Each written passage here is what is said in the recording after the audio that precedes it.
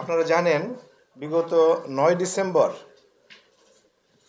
রাত আনুমানিক ১১ ঘটিকায় মহাদেবপুর থানাধীন খাজুর গ্রামে ভিকটিমের বাড়িতে প্রবেশ করে অজ্ঞাতনামা একটি ডাকাত দল বাড়ির লোকজনকে অস্ত্রের মুখে জিম্মি করে একটি স্বর্ণের চেইন, নগদ টাকা এবং একটি ওপো মোবাইল ফোন নিয়ে যায়। ডাকাতির এক পর্যায়ে ডাকাত দল জোরপূর্বক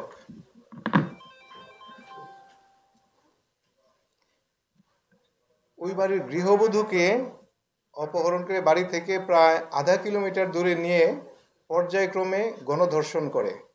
খুবই দুঃখজনক একটা ঘটনা। ওই গৃহবধূটা আসলে গণধর্ষণের শিকার হয়। থানা পুলিশ খবর পেয়ে এলাকায় তল্লাশি চালিয়ে ভিকটিমকে উদ্ধার করে।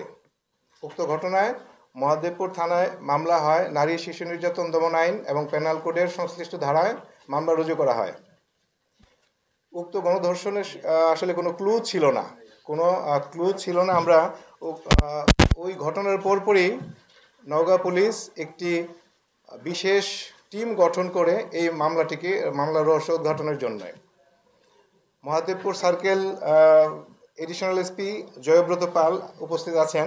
তার নেতৃত্বে তদন্তকারী কর্মকর্তা সহ একটি চৌকস টিম দিনরাত পরিশ্রম করে ক্লুলেস উক্ত মামলায় মূল আসামি শরীফুল ইসলাম ওরফে পচা সহ 7 জনকে গ্রেফতার করতে সক্ষম হয়।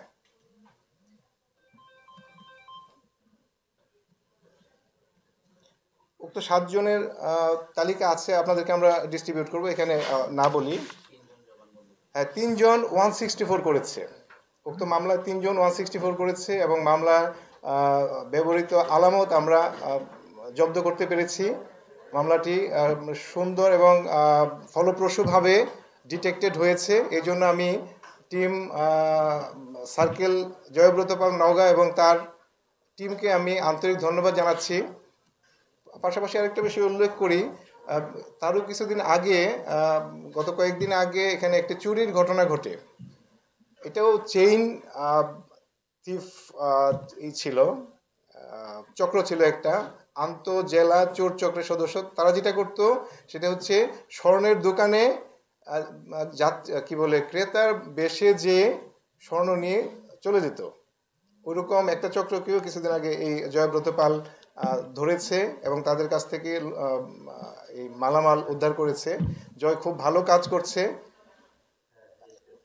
আচ্ছা, এই ক্ষেত্রে আমি আপনাদের সহযোগিতা কামনা করব যে এই ধরনের ঘটনাগুলো যখন ঘটে এবং আমাদের অফিসাররা অনেক পরিশ্রম করে নওগাঁর জন্য কাজ করে, নওগাঁকে সুন্দর সুস্থ এবং স্বাভাবিক পরিবেশ দেওয়ার জন্য আমার টিম নওগাঁ পুলিশ দিনরাত কাজ করে যাচ্ছে। তাদেরকে আপনারা একটু সহযোগিতা করবেন তথ্য দিয়ে। আপনাদের যথাযথ তথ্য যদি আমরা পাই, যে কোনো বিষয় উদ্ঘাটনে আমাদের টিম সক্ষম বলে আমি মনে করি। আমি আশা করব আমাদের যে অন্যান্য যে মামলাগুলো আছে, এই ধরনের সেন্সিটিভ মামলা যখনই আসে আমরা এগুলো দিনরাত পরিশ্রম করে ডিটেকশনের চেষ্টা করি। আমি আপনাদের সবার সহযোগিতা কামনা করব। আমাদের নওগাঁ পুলিশের সেবা দেওয়ার ক্ষেত্রে আপনারা সবাই সহযোগিতা করবেন।